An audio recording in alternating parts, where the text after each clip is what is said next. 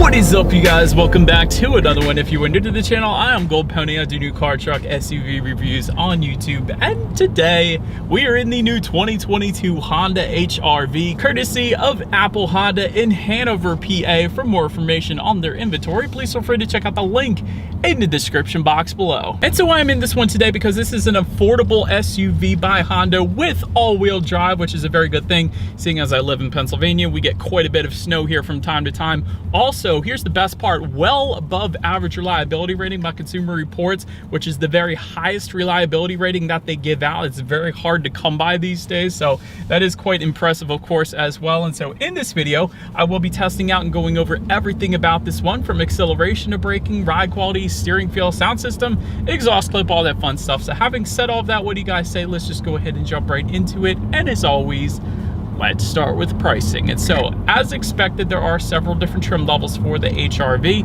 First one being the LX, starting at $21,420. Sport, which is the one we have today, starting at $23,370. EX for $24,620. And lastly, the EXL for $26,220. And by the way, that was all pricing for the front wheel drive configuration. If you wanted to add all-wheel drive, simply add $1,500 then to any of those prices. But regardless of trim level that you go with, the power plant on the HR-V is going to be the same. Powering this little beast is going to be a 1.8 liter naturally aspirated inline 4-cylinder, putting out 141 horsepower at 6,500 RPM, 127 pound-feet of torque, coming in at 4,300 RPM. Power sent to front wheels or all wheels through a CVT with paddle shifters if you go with the sport trim level and up, meaning the LX trim level is not going to give you those paddle shifters. But redline is going to come in at 6,700 RPM, 0 to 60 time, 8.6 seconds for the front wheel drive, 9.5 seconds for the all-wheel drive, which quite honestly doesn't sound very impressive on paper, but we will be doing that acceleration test here in a little bit. But MPG numbers coming in at 28 in the city, 34 in the highway for the front wheel drive,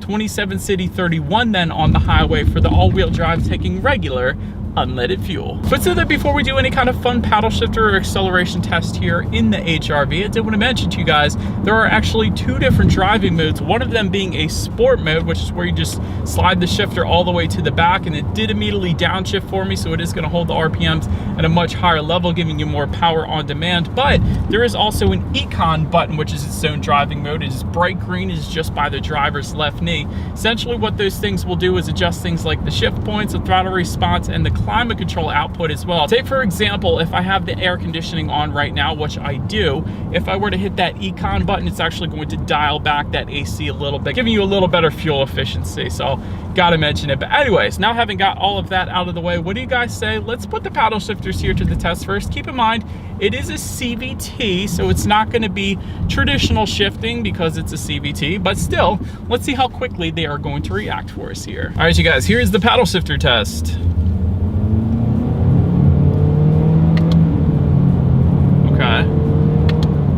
All right, cool. They're actually quick. I mean, definitely not a quick acceleration there, but I wasn't really trying. But having said that, the paddle shifters are quick. So if you want to have a little bit of fun with them, it might be worth it because they are kind of quick reacting, and you don't always get that. So I actually don't mind them. But now let's get back full control to the HR-V here. Let's find yet another straightaway. Let's put this acceleration to the test, and let's see how 0 to 60 in 9.5 seconds really feels. All right, in 3, 2, 1. Go. Do have it in that sport mode, by the way. Sounds like a CVT. All right, it's not the quickest thing in the world. Honda, you definitely got to throw maybe a turbocharger on this thing. But having said that, if you do that, I'm sure the reliability is going to suffer slightly. So there is the trade-off. I think that is the trade-off. It's not the quickest thing in the world, but you are going to get incredible reliability possibly because of that. So also wanted to mention though, there is a ring around the speedometer here front and center. If you're driving more eco-friendly, it's going to show up in green, and if you're flooring it, it is going to show up in white. So it's kind of a driving indicator at any given time, kind of letting you know how fuel efficient you were driving at any time. So I thought that was pretty cool. But anyways, to go along with that acceleration, as always, braking is equally important. So up front, you will find 11.5-inch ventilated front discs. In the back, 11.1-inch solid rear discs. As far as that 60-0 stopping distance goes, that is going to come in at an impressive 114 feet. That is an incredible stopping distance, you guys. And just for giggles, since nobody is behind us, let's hit the brakes. That feels great. Honestly, it's definitely on the firmer side of things. It is not a soft braking feel, so I absolutely love that. It immediately brings you to a stop, which is a good thing, especially if you got kids in the back or something. You want to be able to come to a quick stop if you need to. So the braking feel, the braking statistics is amazing. And just for comparison's sake, you guys, 60-0 stopping distance typically in SUVs comes in the upper 120s, if not 130, so 116 feet is beautiful. But anyways, then touching on suspension and handling, up front, you're gonna get a McPherson strut front suspension. In the back, it's going to differ whether or not you go with the front wheel drive or the all-wheel drive. For the front wheel drive, you're gonna get a torsion beam rear axle.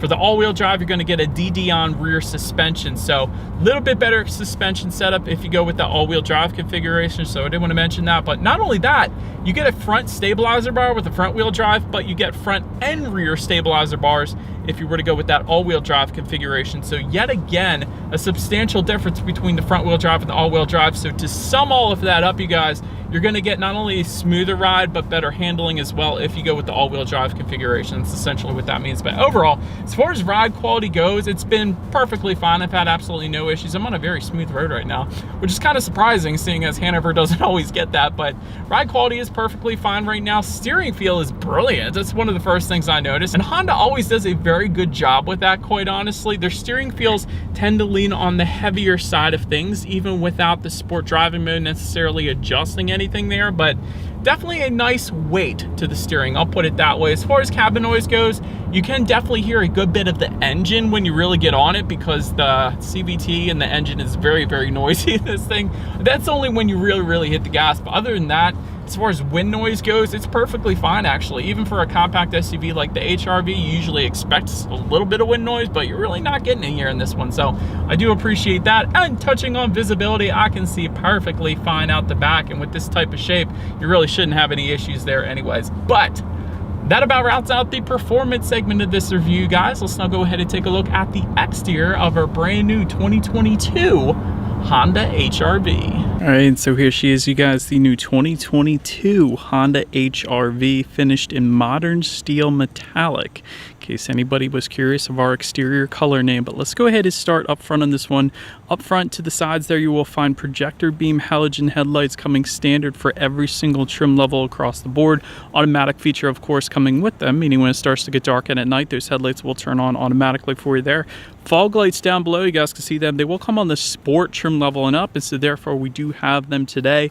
Definitely like them. They make this thing look a lot better up front, in my personal opinion. Another cool little added touch here to our sport trim level, you guys can see this added front lip here finished in gloss black. That is going to be specific to the sport trim level, meaning it is the only trim level that is going to get this added front lip. So did want to mention that. I think it looks pretty darn good up there. But anyways, actually about rounds out the front end of this one. Let's now go ahead and make our way to the side of the HR-V. All right, so now since we are around to the side of this one, roof rails coming with the sport trim level and up. You guys can see them finished in aluminum up top there. Chrome window surrounds coming standard on all trim levels but the sport, because we kind of have a mixture of body colored and gloss black accents around those windows. Power adjustable body colored side mirrors come standard for all trim levels but the sport, because yet again the sport trim level is going to be finishing those side mirrors in a gloss black. Heated with integrated turn signals then for the side mirrors, coming with the EX and EXL trims if you wanted that. But one of the coolest things about the HR-Vs, you guys can probably see here towards the back, you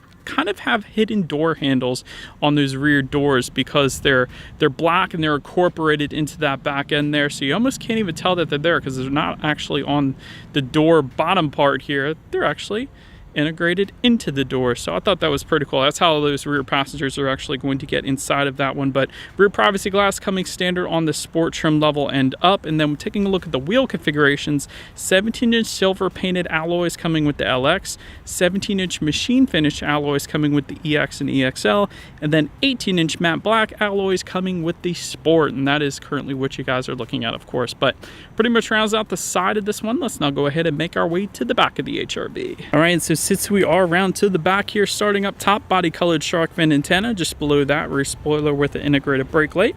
Just below that, rear window wiper, of course. LED taillights actually coming standard for every single trim level across the board. Gotta love that. Of course, you will get some all-wheel drive badging there on the right if you were to go with the all-wheel drive configuration. And just underneath of everything there, you do have a gloss black rear bumper specific to the Sport, of course, but just underneath all of that, a single exhaust outlet, and you do get the chrome tip if you go with the Sport trim level and up. That's the only way you're going to get it. So no chrome tip on the LX. But having said that, I do believe you guys know what we have to do next. As always, here is that exhaust clip.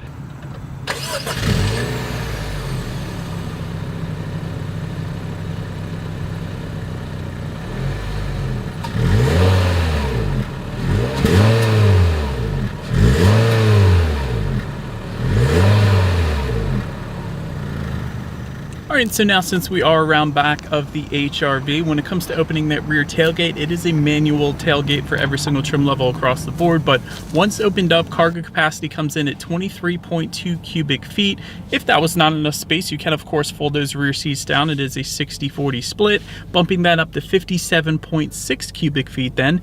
Also within that cargo area, you can find some tie-down anchors. There is some cargo lighting. There is actually, if you lift up underneath of the cargo floor, there is a spare tire under there, as opposed to the fix-a-flat. In case anybody was curious, there are no grocery bag hooks, but you can actually find a 12-volt power outlet back there, which I thought was pretty cool. But then making our way up to the rear legroom, that is going to come in at 39.3 inches. So for reference, I'm an even 6 feet tall. This is how much space I had back there. Also for those rear passengers, they will find a 12-volt power outlet just underneath of that. There is a single cup holder, in case you were curious. No rear center armrest with cup holders, unfortunately, but the very best part about the HR-V, which also was on the Fit, but of course the Fit no longer being produced here in the US, but magic seats. That is one of the coolest features. Essentially the way they work is you just simply lift up underneath of the seat, you press it back, and then you fold the bar down. Once you fold the bar down, that is the mechanism that actually locks them in place so that they don't go anywhere. And you can of course do it on both sides. So if you have maybe a Great Dane or a Mastiff, that is going to be the most comfortable position more than likely for them, so they can actually stand up back there if they wanted to, and also lay down. So anyways, it is a ton of space back there with the magic seats. I absolutely love that feature, especially for the size of this SUV. It's a wonderful thing. But anyways, then making our way up to the front seats, manually adjustable cloth seating does come standard. Heated front seats coming with the EX and EXL trims, and then leather seating coming with the EXL. But overall, seats are decent. They're not too bad, not the most comfortable seats. That of course goes to Lexus F Sport seats, but they certainly will get the job done, so no issues there. Then take a look at the steering wheel. It is tilt and telescoping. It is actually going to be leather wrapped for the Sport trim level and up. Otherwise, it's going to be wrapped in urethane for the LX trim level. Then making our way to the startup, let me first start by showing you guys the key here. It is a Honda logo on the one side. When you flip it over, lock, unlock, and that button to pop the rear hatch. But it is all keyless entry with a push button start if you go with the EX or EXL. Otherwise, for the LX or the Sport trim like we have today, it's going to be that old school turnkey start. So having said that, all I am going to do here is simply put my foot on the brake and turn the key. And so once started up, when it comes to that gauge configuration, tachometer all the way to your left, speedometer large and in charge, and front and center. To the right, there's going to be a small digital portion which will display things like trip A, trip B, the time of the day, outside temperature, of course, and your fuel information as well. So overall, it's pretty much everything you could possibly want on the gauges. And again, there's that ring around the speedometer which shows you how you're driving at any given time, which I was a big fan of. But now let's go ahead and make our way to overall interior quality. Power moonroof is going to come on the EX and EXL, so therefore we don't have it today. Sport pedals, aka aluminum pedals, are going to come on the Sport trim level, which I thought was pretty cool. Automatic climate control coming with the EX and EXL. Otherwise, you're going to get the manual climate control like you're looking at right now. Auto dimming rear view mirror coming with the EXL trim level only. Then there is an electromechanical parking brake just behind the shifter. But another really cool feature I liked about the cup holders, because that is what you get right behind the electromechanical parking brake, is it's adjustable dependent upon how large your beverage is, perhaps. So there's actually a little button within the cup holders that you can press that kind of raise it up a little bit, that kind of give you a different level. So if you have maybe a shorter drink, you could press it, but if you had maybe a larger bottle, don't press it, and you got a much deeper cup holder within that. So I thought that was pretty cool. And just behind that, there is probably the tiniest storage within a center armrest I have ever seen. It's very cute, I guess you could say. But anyways, one of the best parts, yet again, up front at least, is just underneath the shifter and all the center console stuff, there is hidden storage with rubberized storage at the bottom. And you also have a 12-volt power outlet within there and 2 USB charging ports as well, which is pretty cool. So that's essentially where you're going to put your phone and the USB charging port to hook your phone up for the Android Auto, Apple CarPlay, and it's all out of the way, so it's not going to clutter up anything, which I personally appreciate. So I think that's pretty darn cool. But anyways, having now mentioned that, let's go ahead and make our way to the tech display. 5-inch LCD screen coming with the LX trim level. Where you really want to be at though is the sport trim level and up. That is going to give you this 7-inch color touchscreen display. It does come standard with Bluetooth and audio streaming, as well as Android Auto, Apple CarPlay. With a 5-inch screen, you don't get Android Auto, Apple CarPlay. So I want to emphasize that, because that is actually going to give you free navigation displayed up on the infotainment screen as long as you have a smartphone, which is pretty darn cool. I use that all the time. And you have some cool clock wallpapers in typical Honda fashion, like they always do up there as well.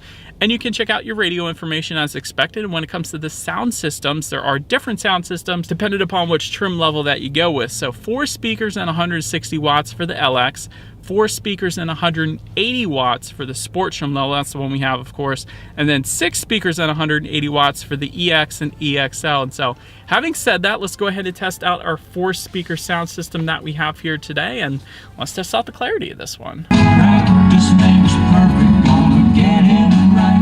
Well, there you go, a little bit of country music for you, but yeah, it's definitely not the very clearest or most bass in the sound system I've ever heard. But then again, that song doesn't really give you a whole lot of bass anyways. That was like country from back in the 70s or 80s or something. But yeah, it's not the best sound system I've ever heard, of course, but it should get the job done. But last thing I want to mention to you guys is when you do put the HR V in reverse, you of course will find a rear view camera. Not the very clearest rear view camera out there, but there are a few different views it can give you. There is a wide angle view. There's also a view just below where you're at, and your standard rear view camera as well, which is always, it's going to lead us into safety. And so to start, front side and side curtain airbags do come standard. In the back, you're going to have latch, aka lower anchors to tethers for children for the rear car seats, rear child door locks, tire pressure monitoring system. But if you were to go with that EX or EXL trim, you will get Honda Sensing. The other trims don't get it, but Honda Sensing is going to include a collision mitigation braking system, road departure mitigation system, adaptive cruise control, lane keep assist, forward collision warning, and lane departure warning then as well. And the EX and EXL, not a part of Honda Sensing, but it's also going to add to that Honda Lane Watch and automatic high beams then as well. And so overall, when it comes to my final thoughts here of the HR V, incredible reliability when it comes to consumer reports at least. So that pretty much speaks for itself. You can easily see this vehicle going over 200,000 miles. So that's definitely a good thing. Magic seats are absolutely wonderful. I think more vehicles out there should have that. I think every SUV should have that. I think that would be great, but there aren't a whole lot of SUVs, if any, right now that have that. So I do love that feature. And this is an affordable all-wheel drive vehicle for Pennsylvania specifically, because we get snow all the time. So all-wheel drive is definitely a huge perk if you live here in PA. So I love that it's affordable. When it comes to constructive criticism, as far as the tech goes, I feel like Honda has been using the same infotainment screen for, I don't know, 10 years now or something. I think it's about time to update the tech a little bit. That would be nice. Also, digital gauges would be pretty darn sweet as well. It doesn't have to come standard on all trims. I mean, it can, like the Volkswagen Taos, but even if they just put it on the very upper trim level, that would be perfectly fine with me. So the ultimate question comes down to, and I'll let you guys comment below in the answer to this one, but do you buy this one now, or do you wait for the potential redesign in 2023? Because rumor has it that is when the HR V is going to be redesigned for the 2023 model year, aka next year. So buy now or wait for that one. Let me know down below. That is about it for this one, you guys. Thank you so much for watching. Feel free to follow me on social media at the bottom of the screen if you want to see what's coming next on the channel. Before it actually gets to YouTube, be sure to hit the subscribe and bell notification button if you're into new car reviews. That is what we do here on this channel. After all, do appreciate you guys watching more than you know.